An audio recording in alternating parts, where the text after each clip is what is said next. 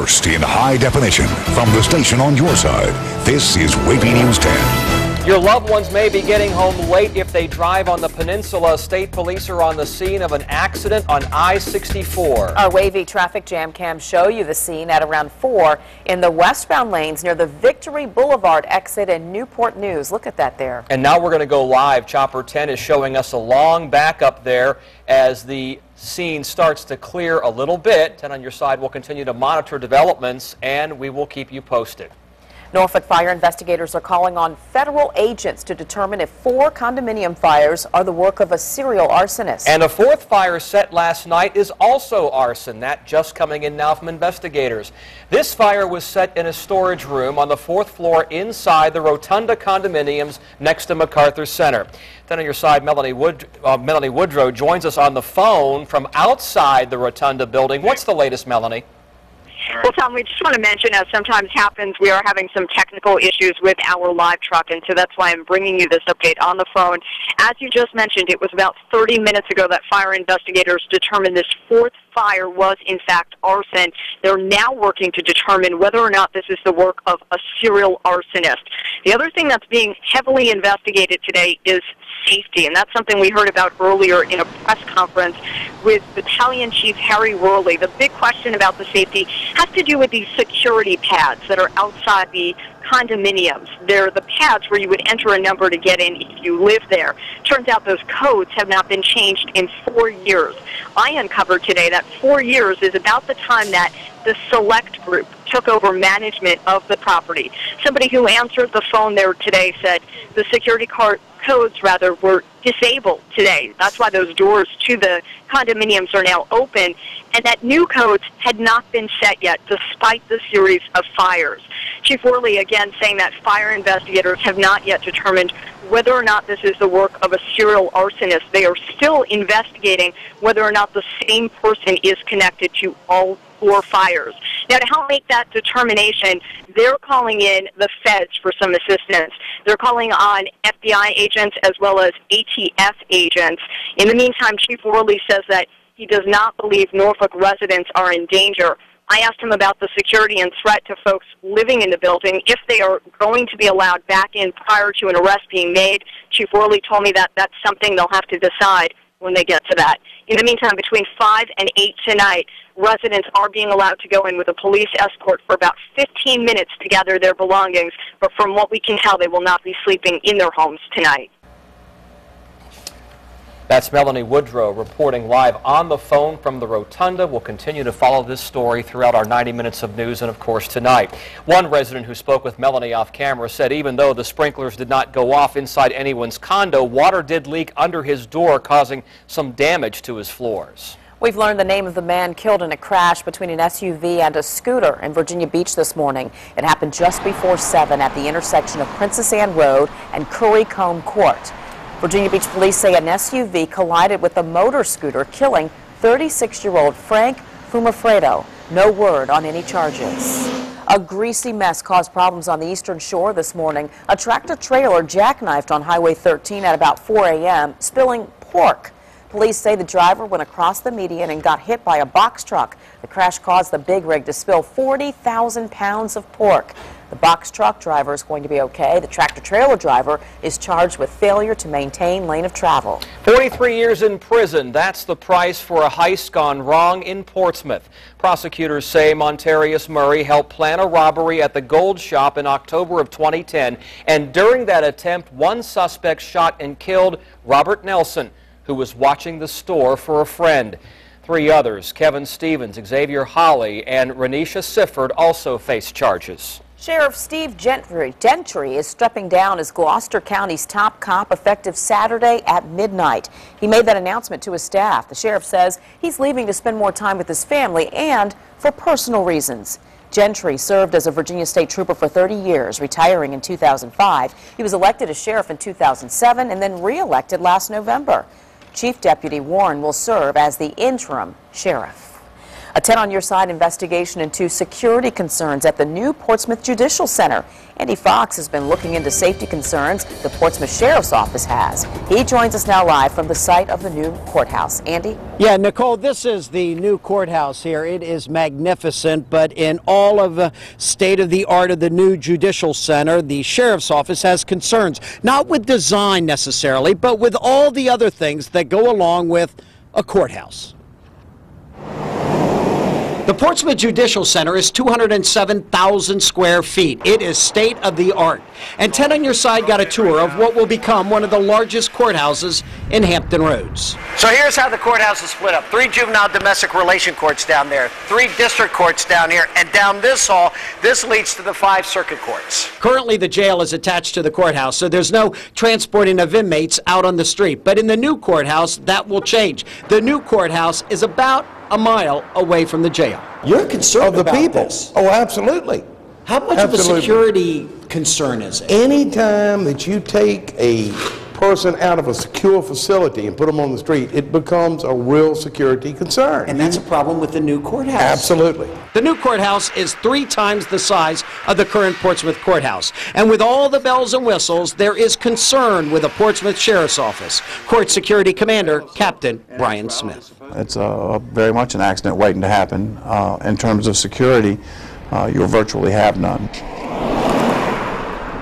Up tonight on WAVY News 10 at 6, what is the accident that's waiting to happen that the captain talks about? I'll have that as part of our investigation coming up tonight on WAVY News 10 at 6. In Portsmouth, Andy Fox, 10 on your side.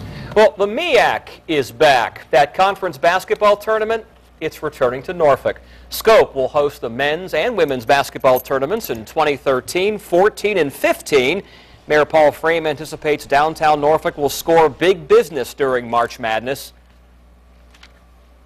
Our vibrant downtown offers plenty of places now to shop and to dine and to stay, all within walking distance of the Scope. Visitors will be able to enjoy and experience Virginia's first light rail. We hope each and every person enjoying some of the best basketball around will see how we celebrate life daily and make Norfolk a destination to enjoy again. It's been 15 years since Norfolk last hosted the MEAC tournament. Bruce Rader's on this story. We'll hear more on the Sports Wrap at 6. Legislation that spells out the duties of college coaches to report evidence of child abuse won a House committee's overwhelming endorsement in the Virginia General Assembly. The 3 bills would require coaches, recreation specialists, youth volunteers, and others to report suspected child abuse to law enforcement within 24 hours. The legislation is Virginia's response to the accusations of child abuse that rocked Penn State's football program and forced the retirement of the late coach Joe Paterno. Former assistant coach Jerry Sandusky is accused of sexually abusing boys for years at the university's athletic facilities. Authorities say Paterno and others were aware of it. They're not even 5 years old, but they're already deemed to be a risk to national security. New at 5:30, why 2 former military leaders say 75% of Americans couldn't join the military. You've heard about the IRS delay on refund checks, but now it appears a local business is holding out. I don't want no more explanation. I want my money. That's what I want. Today, 10 on your side went to the owner for answers. And cereal concerns, why some parents aren't cheering about a new flavor of Cheerios. Temperatures today really dropped on down near the oceanfront areas and really even into Norfolk. You can see 53, but look farther inland. We've got temperatures still around 60. Everybody's going to cool off overnight, and for the weekend, we'll tell you about that in just a couple of minutes.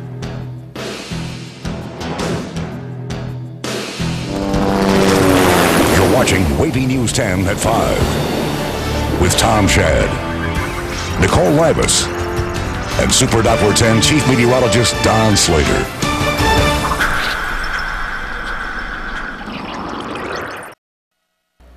More tonight about the medical breakthrough we reported this week. A pill that could treat skin cancer may soon be available. That's right, a pill.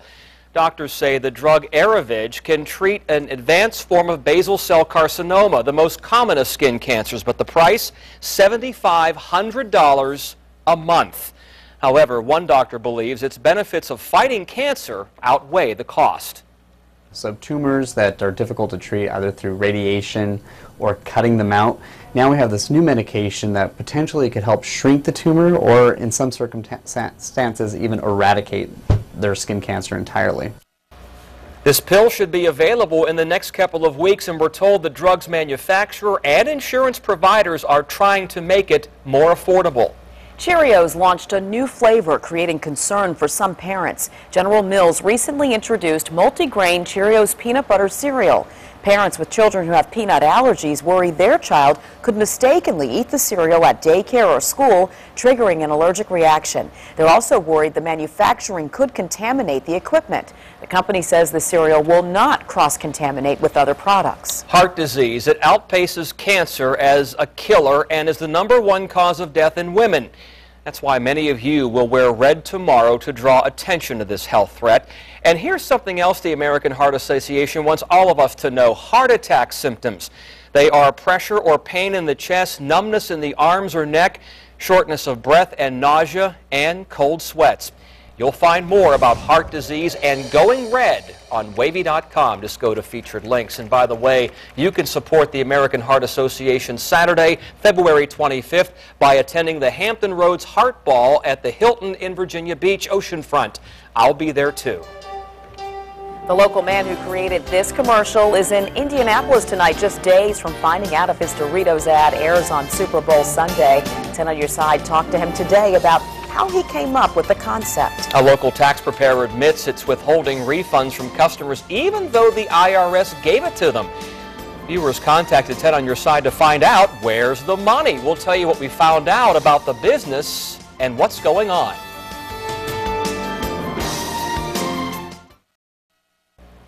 We've talked a lot lately about the IRS delay on refund checks, but now it appears one business is holding refund money after the IRS deposited those checks into their account. We sent 10 on your side's Ann McNamara out to get some answers about this. So what did you find? Well, Tom, the national company is called Mo Money Taxes. The franchise we're talking about is on East Little Creek Road in Norfolk. Here's how it works. You pay a fee for the company to do your taxes. The IRS gives the refund to the company, who is then supposed to give it back to the customer. But this week, Mo Money had no money for one of our viewers. The sign that says more money. And I guess that would draw everybody in here because it says more money. Gladys Johnson went to Mo Money Taxes Wednesday to pick up her nearly $4,000 refund check. When she got there, the store was closed, but she knows they have her money. I contacted the IRS on Monday. They told me mine was direct deposit into their banking account. Gladys felt she was getting the runaround, so she called 10 on your side for help. I'm here on behalf of Mrs. Gladys Johnson. She's contacted the IRS, and the IRS has told her her money has been deposited into your account. Yes, ma'am. And this was, they said, the 31st. That was Tuesday. And she would like to know where her money is. Well, money is getting ready to get printed out now. We had a glitch going on with our software connected to the bank. We weren't getting the right signals, so we had the money in there, but we didn't know who money actually came. Owner Keith Hill acknowledges it happened to about 20 customers and to his own paycheck. Because we can't get paid in time, customers get paid. Hill says many customers affected by the IRS delay are confusing that glitch with the one in Mo Money's system. We've been referring people to the IRS.gov to look up their name and number, and then they will know where they check at. And when they look it up, though, and it's here, then they will get it tomorrow morning. You're sure? I'm positive. Tomorrow morning? Tomorrow morning. 10 on your side did some digging and found Mo Money Taxes is a national corporation. None of the franchises listed on the Better Business Bureau website are accredited, meaning none of them have the BBB's seal of approval when it comes to good business practices. Many have an F rating. 2 states have taken public action against Mo Money Taxes, and in Arkansas, the company had to pay $25,000 in fines for illegal business practices. Do you understand with the company's reputation, with different lawsuits, why people are a little concerned when they hear? I don't blame nobody for being concerned. We told them to understand people got bills and situations they need to take care of. They say Gladys can pick up her check Friday morning. They apologize for the glitch. I don't want no more explanation. I want my money. That's what I want. The Virginia Office of Consumer Affairs tells me no formal complaints about Mo Money Taxes have been filed with their office. The Attorney General's office says there is no history of legal action with the company in the Commonwealth. I'm Ann McNamara, 10 on your side. And Mo Money Taxes has 8 locations across Hampton Roads. The world's most famous groundhog has spoken. Handlers removed Punxsutawney Phil from his cozy home in central Pennsylvania this morning for his annual prediction. Phil proclaimed, as I look at the crowd on Gobbler's Knob, many shadows do I see. 6 more weeks of winter it must be. Ooh, the prediction? They don't like it up there. Yeah, 6 more weeks of winter. Many people feel like winter hasn't even started with the mild temperatures across the nation. By the way, Phil has seen his shadow 99 times since 1886. WAVY meteorologist Jeremy Wheeler hosted Groundhog Day events at the Virginia Living Museum in Newport News. Mr. Groundhog's prediction was the same as Phil's, 6 more weeks of winter. So anyway, Now, in high definition, your Super Dapper 10 forecast with Chief Meteorologist Don Slater. I want a hat like that. Mm-hmm. I'm jealous. We can call you Punxsutawney Don. Yeah. No, we'll call you Honey Badger. The Honey Badger, you don't care. Here's a look at what's going on. Super Dapper 10 Live. Rain is all gone for the most part. A couple of sprinkles are entirely possible over the northern neck right now, but that's it as far as any rainfall. We were done with that done with the rain as of about the noon hour. And again, you can see a couple of stray showers possible toward the northern neck and the middle peninsula, but the bulk of the rain was obviously overnight and during the first part of the day today. Heaviest rain, you can see it across the northern neck in the darker green colors, 1.1, 1.6. Over to the eastern shore we go, and I'll let that one run again here, showing you what's going on. Somehow I skipped ahead there. I want to show you what's going on with the rain along the eastern shore. We can't forget eastern shore and the amount of rain you got out of it. This is over the past 24 hours.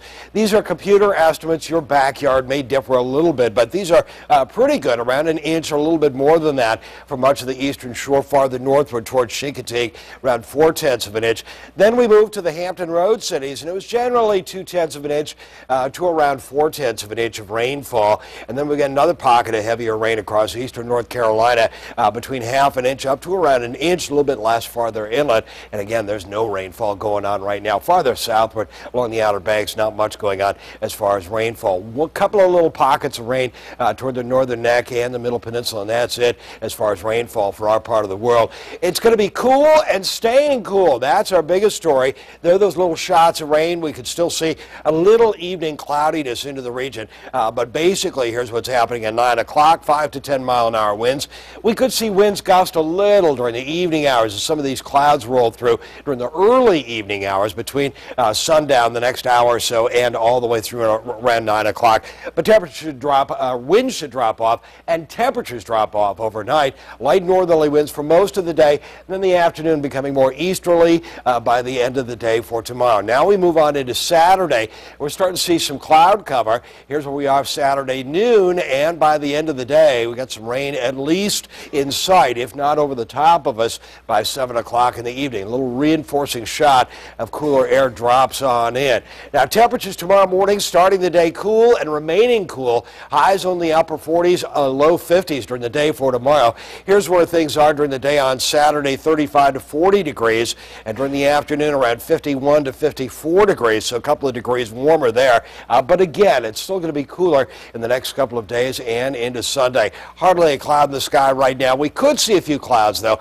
coming up later on. Mostly clear skies right now. And temperatures, again, have basically been into the 50s, bouncing on around through the 50s over the day today. And during the day tomorrow, it's likely only to be around 50 degrees, 53 degrees on Saturday. Sunday, 49 degrees. There's that rain late Saturday into early Sunday. The so-called no-fly list names people banned from flying to or within the U.S. It's more than doubled in the past year. New at 5:30. How do you get on that list and how you can get off of it?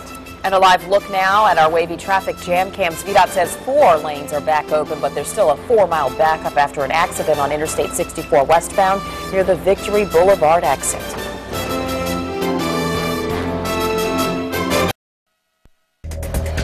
Breaking news out of York County. State police are on the scene of a crash on Hampton Highway and Yorktown Road. State police say a child was thrown from one car. No word on how that child is doing at this time. The crash involved 3 vehicles. Chopper 10 flew overhead as tow trucks prepared to remove the cars. Keep it here for the latest on this accident there. Well, many people are anxiously awaiting Super Bowl 46 when the Giants and Patriots take to the field. But a Virginia Beach graphic designer is excited for a different reason. And why not? Jonathan Friedman's in Indianapolis now, waiting to find if his Doritos commercial will win him $1 million.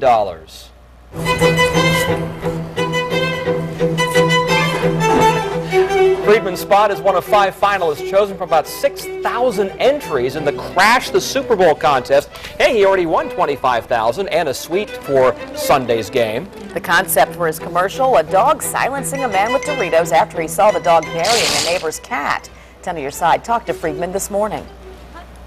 And it kind of occurred to me that in most commercials, when there's an animal involved, they're usually trying to acquire the product, and the thought kind of popped in my head, what if it was the opposite of that, or what if there's a twist on that? And at that point, the whole idea for Man's Best Friend kind of came to me, and I went with it.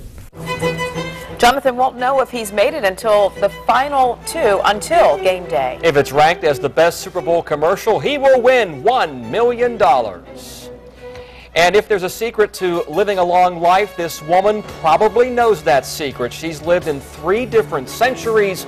We'll take you to a special birthday celebration. Wow.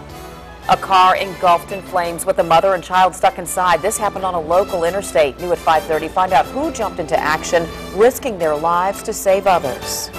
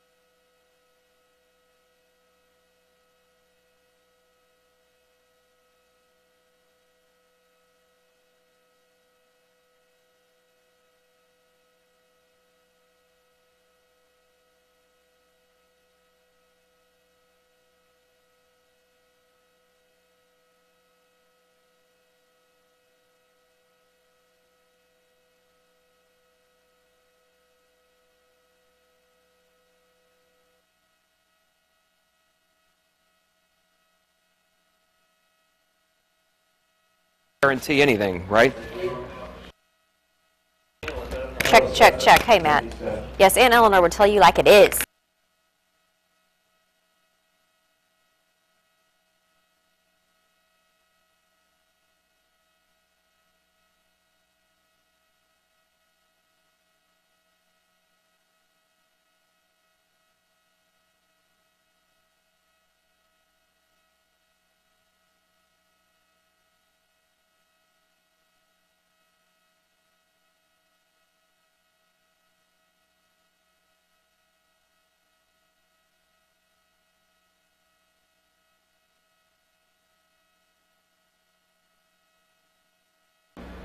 The year was 1885. Grover Cleveland was president, and the Statue of Liberty arrived in New York Harbor. It was also the same time that this Cuban woman was born. She's Juana Rodriguez. You heard me right. She's celebrating her 127th birthday. Documents confirm her date as February 2nd, 1885. Rodriguez is possibly the oldest woman in the world. Her ID card certifies she lived at the same address for more than 100 years.